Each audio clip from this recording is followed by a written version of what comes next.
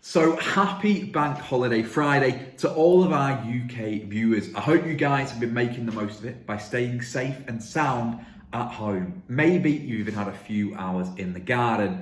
Yes, I have had a few hours in the garden if you couldn't tell.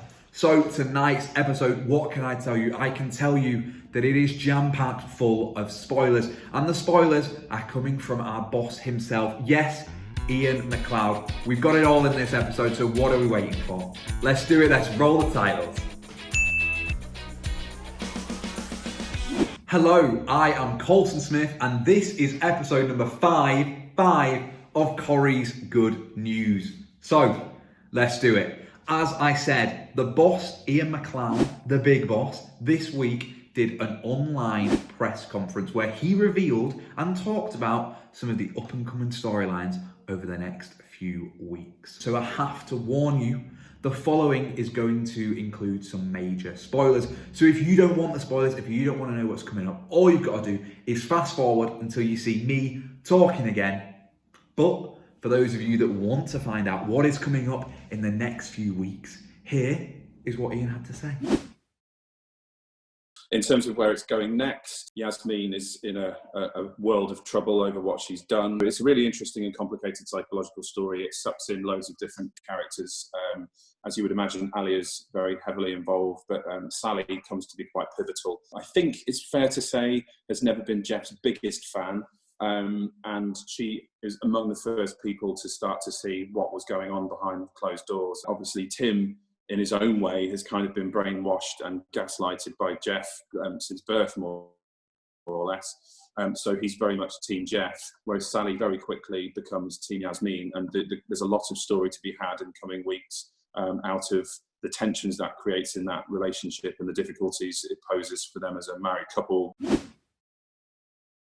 What we wanted to show really was sort of the complicated psychology that David's got, I suppose, which is that he thinks he's just sort of raising hell and causing trouble. And there's loads of stuff of him enjoying putting himself in harm's way. But underneath it all, we thought there was a sort of self-destructive nihilism, which is that a little bit of him kind of doesn't care about his own safety anymore because he's lost the woman that he loves and the person about whom, other than his kids, he cares most about in all the world. I think David and Shona are at their best when they're being funny and sparky and spiky with each other. But yeah, ultimately it's going to be a bumpy road for them. You know, Shona comes back, her memories of David are absent to a large degree. Certainly she has no emotional memory of him, no emotional attachment to him. And for his part, David thinks that's the challenge. You know, I have to make Shona fall back in love with me. That's what I need to do.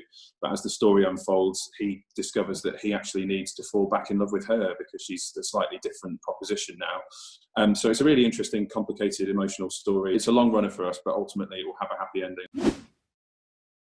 I tend to feel like Peter and Carla are very much the Burton and Taylor of the Cobbles, and I feel like they're at their best when they're at their most explosive and they've got big, heartrending challenges to overcome. So yes, certainly this will be a tricky time for Peter and Carla, as in what he discovers about her lost weekend will be something that will be quite hard for him to swallow, but ultimately he'll come to love her all the more for it and be all the more proud of her for overcoming it. The Coronation Street that we love is the one that sort of reflects modern Britain, albeit in a more heightened way sometimes. And it just felt that if there were to be no coronavirus in Coronation Street, it would stop being a reflection of modern Britain and would instead be a kind of parallel fantasy land. So we took the view that it has to exist in our world. However, I am also aware that people tune into Coronation Street for, escapism to some degree and to see drama and stories that they'd never normally experience in their own lives. While the virus will exist in Coronation Street, we were also keen that it wouldn't dominate every single story and every single scene. It's not true to say that just because something terrible is happening in the world, people want to watch kind of fluffy, whimsical nonsense. People can still cope with watching heavy and hard-hitting stories. However hard things get, there will be a redemptive and optimistic ending to them. That's the way our show works. It's the way storytelling generally works. So yeah, we will be not deviating really from what we would have done if there had been no pandemic. We'll just make sure that the good guys win in the end. Wow, how good was that? And for those of you that skipped ahead, I'm still trying to get over the fact that Craig and Rita have an affair and save Weatherfield from an alien invasion. It's going to be epic. So from the future all the way back to the present day, let's see what you guys have been saying about this week's Coronation Street. So Jeff and Yasmin was the big talking point, and you guys have been sending in your messages all about Ian and Shelley's performances. So next up, new girl Nina caused a little bit of a stir when she defended Asher from a bunch of lads. Talented artist as well, but what a bunch. And Adam and Sarah returned back to Weatherfield after what was probably the longest honeymoon ever. And we have another Corrie fan in the Smith family who was clearly enjoying this week's episodes. This picture was sent in by my sister. That is not my sister, that is my sister's dog, Ron the sausage dog, clearly loving Corrie and loving the Yasmin and Jeff storyline. But it's not just been you guys who've been getting in on the action this week. Oh no, we have had some celebrities talk about this week's episode. First up, John Bradley. Yes, Sam Tarley from Game of Thrones sent in this tweet. Drag queen superstar Bag of Chips sent in this selfie in support of Yasmin.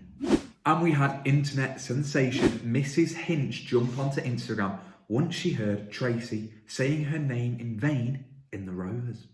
And comedy legend and one of my childhood heroes, Paul Chuckle, sent in this tweet. So some very high praise from all around for last week's Corrie episodes. This week, Francesca on Twitter caught our eye by channeling her inner Evelyn. Then Amy jumped online with this picture of herself from when she was just 4 years old. Now, can you guys guess who she is meant to look like?